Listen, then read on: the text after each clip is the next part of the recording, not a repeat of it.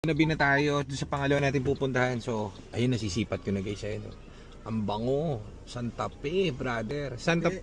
Ano Santa Fe to? 2012. So, 2012 na Santa Fe.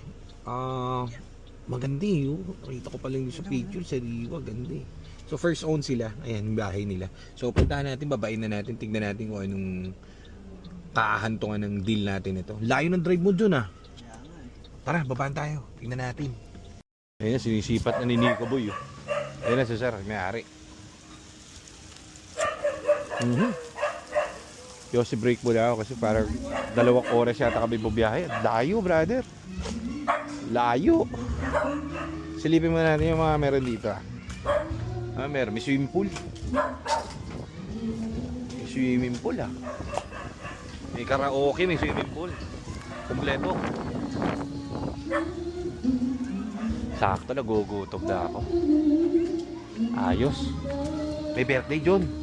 Sa clubhouse. Oo. Ang gagawin natin, CCR lang tayo. Ang tayong CR. Tapos, ayun, CR. Pagka kumuha ka na ng plato. Ayun, buffet, ayun. Hindi, maganda niya magubad ka muna kaya. Tumalong ka na sa pool, tapos tatawagin kita, sabihin ko sa'yo, John, halika na. Ano tayo? Kumain na tayo. Mamaya ka na mag-swimming. Oo. Ganda nito pag nadetect niya yung sensor.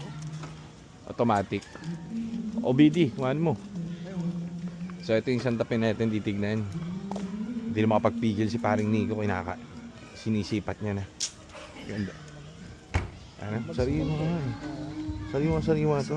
Santa Fe, bira yung ganito. Oo, laga. Tignan mo guys, oh. Oh, diba? Ang ganda. Ngayon. Hello po. Layo. So, sa Santa Fe kasi, ito ang entry level ng mga gustong mag-SUV. Diba? Saktong presyo. Ganun. Bago ka, kasi iba yung level ng Fortuner, iba yung level ng Montero. So, kung gusto mo ng daily driven na diesel, ito yung isang magmamarka sa level niya sa presyo. Ang sweet spot ng mga ganito is around 400. So, ang mga Fortuner kasi mga 450, 420, 400 din may mga Fortuner, mga gas. Pero yung mga diesel na Fortuner, maabot yung mga 450-ish, mga ganun.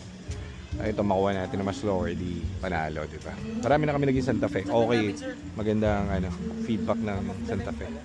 VIP. Yung parang kila Mark. Parang kila Mark. So, marami kasi sa atin naghahanap ng 7-seater. O, ito na guys. Ang bango. Washery. Ang bango. Di ba? Ganda. Mari.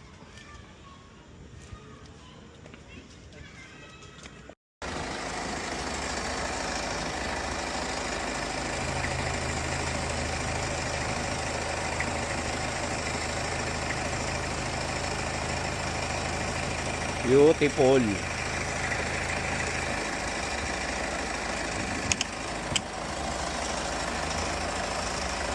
Beautiful. Okay. Buwangan. So ito yung body. Body. Ano kan mo? Gora. Ito yung loob guys. Pakita ko sa inyo. Ito mong gano'n fresh. Diba? Diba? Very good, diba? Dami yung mga upuan. All intact. Ang ganda. Isa sa pinakasariwang Santa Fe na napapabuti sa akin. Mainam. VIP 98 pa yung rig plate yan VIP plate. So, ayos. Ganda. Deal natin ito. Very good. Meron kasi sa kotse, yung kotse, meron siyang klase ng tindig, yung parang pagod na sa hindi. So, ito maganda pa yung tindig, ganda pa yung mags niya. Oh, kapal pa ng gulong. Tapos all stock siya. Diba? Trimmings siya maganda. Stepsel niya maganda, di ba? 7-seater na. Ang bango pa oh. Diesel, sarap. Washery.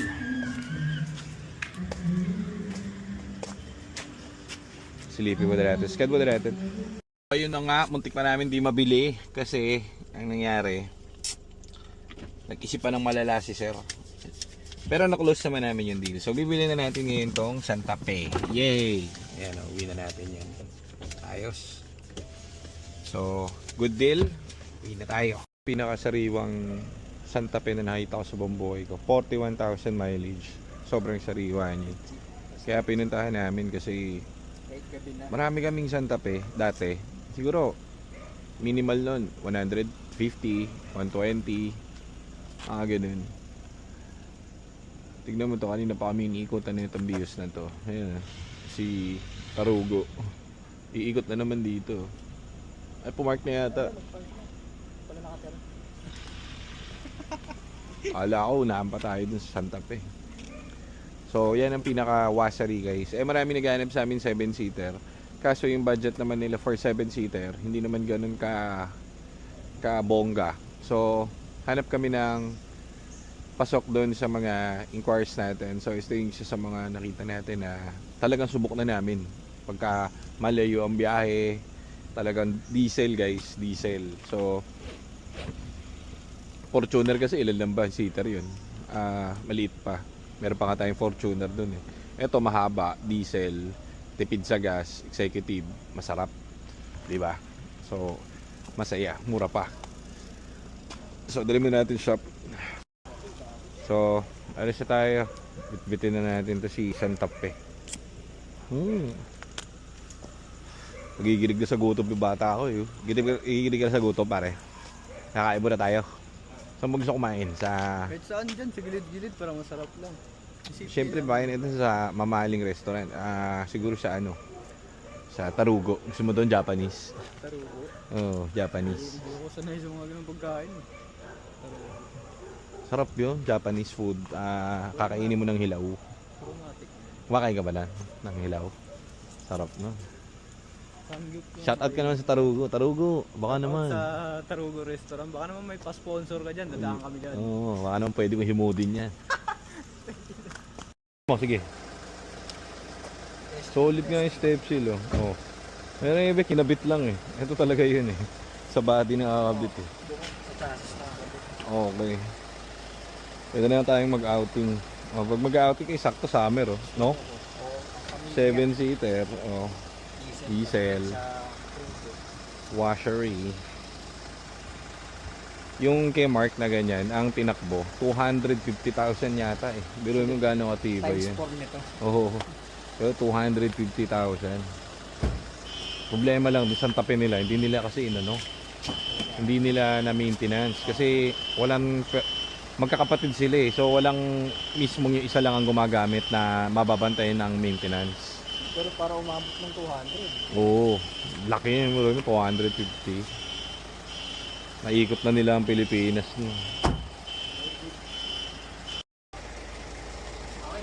Sir, thank you. Salamat po. Thank you, sir. Ingat po. Ano pala mo, sir? Raf po. Sir, thank you so much. Sir, ano na lang tayo? Kakain na si Aljon sa wakas. Ayun, kakain din si Aljon sa wakas. Gutom na gutom na. So, yun na natin yung Santa Fe. Good deal today. So, better yet, bukas na lang tayo mag-ano sa price. Parang ano na sarado. Parang mga 340 ata. 345 parang ganyan. Tomorrow na lang. I-ano pa natin kay Kemal. Sa sweet spot ng Santa Fe, to be honest, sa mga ganitong modelo na maganda, maabot pa ito ng mga 420 sa marketplace. Ngayon, depende. Ang kalaban kasi nito is Fortuner sa mga Montero. Kaso, alam nyo naman, yung mga SUV kasi na matataas na ganun, may tao na hindi para sa kanya sa mga ganung SUV. So, may mga tao na gusto yung family car na ganyan na, babaeng driver. O, isakay mo sa Fortuner yon, hindi huubra, di ba? O, ito, mga gumagamit kalaunan, family, saka babae na driver, family, ganun. So tara, ano tayo, kakain na tayo. Si Bogis na tayo.